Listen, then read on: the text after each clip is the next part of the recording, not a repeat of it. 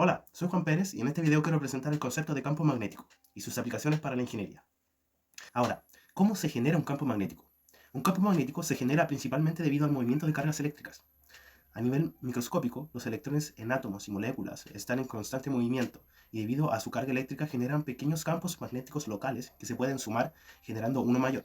Cuando una corriente eléctrica fluye a través de un conductor, como un alambre, se crea un campo magnético con forma de círculos concéntricos alrededor del conductor. La dirección del campo magnético está relacionada con la dirección de la corriente eléctrica y se describe mediante la regla de la mano derecha. Cuanto mayor sea la corriente eléctrica, más intenso será el campo magnético generado. También se puede generar con un alineamiento ordenado en un material magnético. A nivel cuántico, la generación de campos magnéticos está relacionada con el spin de las partículas subatómicas como los electrones. El spin es una propiedad intrínseca de las partículas cargadas y crea momentos magnéticos que contribuyen al campo magnético de los átomos y en última instancia al comportamiento magnético de un material, como por ejemplo los imanes, que son objetos que tienen dominios magnéticos, regiones donde los momentos magnéticos de los átomos están alineados. Esto crea un campo magnético neto en el material. Hay dos tipos de imanes: los imanes permanentes, que tienen sus dominios magnéticos fijos en una dirección constante, y los imanes temporales o electromagnéticos, que pueden generar un campo magnético cuando se aplica una corriente eléctrica a través de una bobina de alambre alrededor de un material magnético. En resumen, un campo magnético se genera principalmente por el movimiento de cargas eléctricas, ya sea en forma de corriente eléctrica o el alineamiento de momentos magnéticos en un material. Estos campos magnéticos influyen en la dirección y la intensidad del campo magnético en diferentes objetos y sistemas.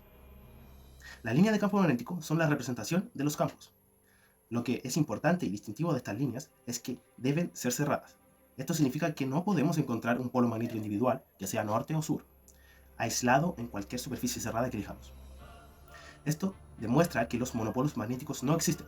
Cuando consideramos un dipolo magnético dentro de una superficie cerrada, el flujo magnético no entra ni sale de la superficie, lo que implica que el campo magnético no se diverge desde esa superficie. En términos matemáticos, esto se expresa de la siguiente manera. En conclusión, las líneas de campo magnético comienzan y terminan en un mismo lugar, por lo que no existe un monopolo magnético. ¿Cómo se describe matemáticamente un campo magnético? La primera forma es por la ley de Biot-Savart. Esta se obtiene suponiendo que por secciones diferenciales de filamento conductor de radio tendiendo a cero circula una corriente I.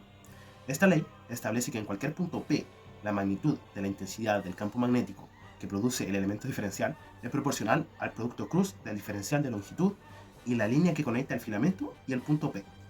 Recordar la regla de la mano derecha en este punto es esencial.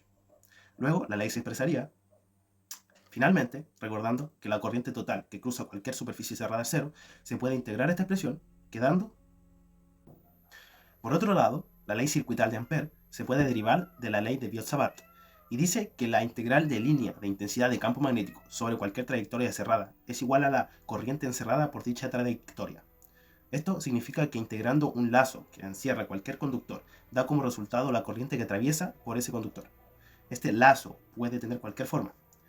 Para esta ley es sumamente importante la simetría de la situación a analizar, ya que si no se cuenta con cierta cantidad de simetría, es sumamente difícil aplicarla. La ley circuital de Ampère es especialmente útil para calcular campos magnéticos alrededor de conductores con corriente, como alambres o bobinas. Al aplicar esta ley en situaciones donde la simetría lo permite, se pueden determinar campos magnéticos y su intensidad en diferentes lugares. Otra ley esencial para comprender el comportamiento de los campos magnéticos es la ley del Faraday-Lenz, la que nos habla sobre la inducción electromagnética, que origina una fuerza electromotriz en un campo magnético. Lo primero que se debe introducir es la fuerza electromotriz epsilon. Si tenemos un campo magnético variable en el tiempo, una fuerza electromotriz es inducida en cualquier circuito eléctrico, y esta fuerza es igual a menos la derivada temporal del flujo magnético. Como el campo magnético es dependiente de la posición, tenemos que el flujo magnético es igual a. Además, el que exista una fuerza electromotriz indica que existe un campo eléctrico que se representa como la siguiente igualdad, con lo que finalmente se obtiene la expresión de la ley de Faraday, lo que indica que un campo magnético que depende del tiempo implica la existencia de un campo eléctrico, del que su circulación por un camino arbitrario cerrado es igual a menos la derivada temporal del flujo magnético en cualquier superficie limitada por el campo cerrado.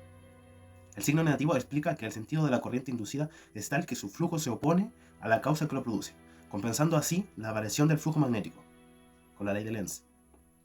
En conclusión, cuando hay un cambio en el campo magnético, es decir, el campo magnético no es constante en el tiempo, se induce la aparición de un campo eléctrico, y cuando el campo magnético cambia en una región del espacio, esto da como resultado la formación de circulaciones de campo eléctrico a lo largo de líneas cerradas en esa región. En presencia de partículas con carga, como electrones, el campo eléctrico inducido puede actuar sobre estas partículas y desplazarlas, lo que a su vez da lugar a la generación de una corriente eléctrica, algo esencial para la ingeniería eléctrica, como se verá más adelante. Todas estas ecuaciones, más las de Gauss para campo eléctrico y magnético, conforman las ecuaciones de Maxwell para campos eléctricos estáticos y campos magnéticos estables. Todo lo explicado anteriormente converge en prácticamente todos los usos de la electricidad. Un ejemplo claro de esto es en la generación de esta, ya que un generador, una máquina eléctrica rotativa, genera electricidad a partir de energía mecánica explicado usando los conceptos, leyes y ecuaciones mencionadas antes. La estructura de este tipo de dispositivos está formada principalmente por dos partes, una denominada rotor, que es giratorio, y otra parte estática, que es el estator. Cuando un generador eléctrico está en funcionamiento, una de las dos partes genera un flujo magnético, actúa como inductor, para que el otro lo transforme en electricidad, actuando como un inducido. Los generadores eléctricos se diferencian según el tipo de corriente que producen, dando lugar a dos grandes grupos, los alternadores y los dínamos. Haciendo uso de la ley de Faraday, se puede establecer que un cambio en el flujo magnético a través de una superficie cerrada induce una corriente eléctrica en un circuito. Esto significa que si tenemos un campo magnético generando un flujo magnético, necesitamos una espira por donde circule una corriente para conseguir que se genere una fuerza electromotriz.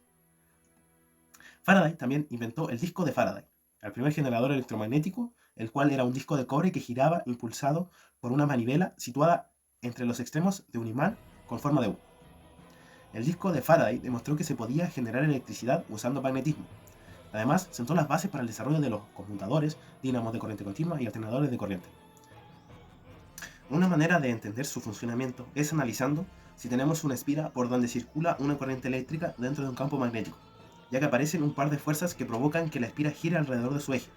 De esta misma manera, si dentro de un campo magnético introducimos una espira y la hacemos girar, provocaremos la corriente inducida. Esta corriente inducida es la responsable de la fuerza electromotriz y será variable en función de la posición de la espira y el campo magnético. La cantidad de corriente será mayor cuanto mayor sea el flujo magnético y más rápida sea la velocidad de movimiento. Los alternadores, también llamados generadores de corriente alterna, son máquinas que transforman la energía mecánica en energía eléctrica. La mayoría son de corriente alterna síncrona, lo que significa que giran a la velocidad de sincronismo que está relacionada con el número de polos que tiene la máquina y la frecuencia de la fuerza electromotriz. Al ser máquinas síncronas que se conectan a la red, los alternadores han de trabajar a una frecuencia determinada. En el caso de Europa y algunas zonas de Latinoamérica se trabaja a 50 Hz, mientras que en los Estados Unidos usan 60. ¿Cómo funcionan los alternadores? Para generar el campo magnético hay que aportar una corriente de excitación en corriente continua. Esta corriente genera el campo magnético para conseguir la corriente inducida, que será corriente alterna. Los alternadores están acoplados a una máquina motriz que le genera la energía mecánica en forma de rotación.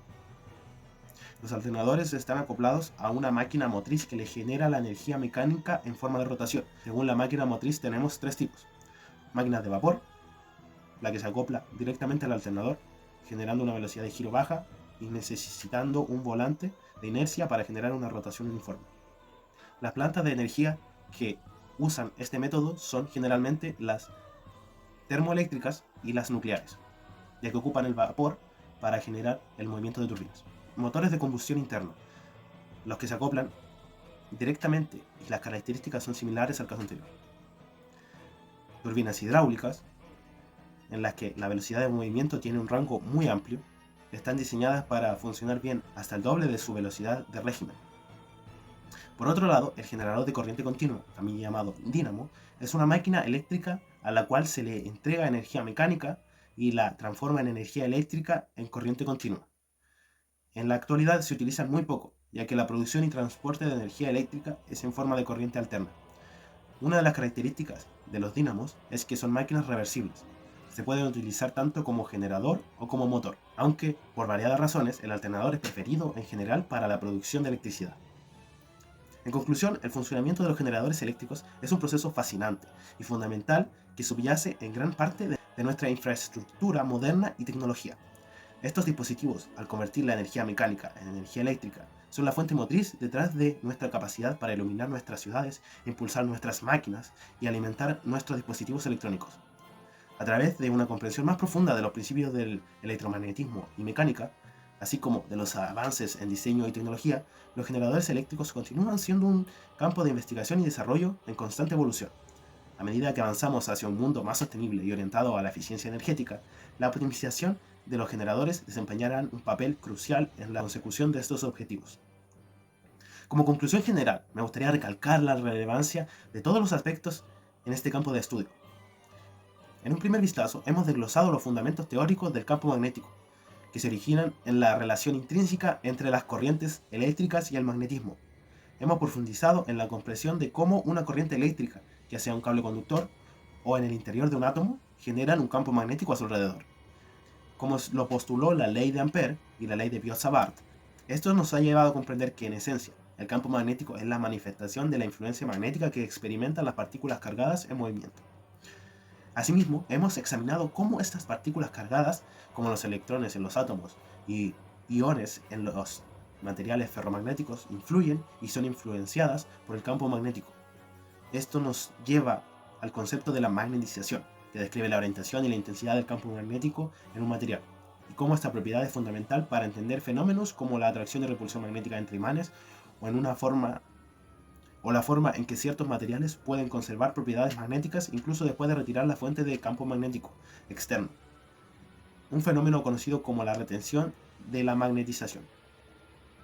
En resumen, el campo magnético es un pilar fundamental en la física y la tecnología, cuya comprensión parte de las leyes fundamentales de la electricidad y el magnetismo. Gracias por unirte en este viaje para comprender el campo magnético.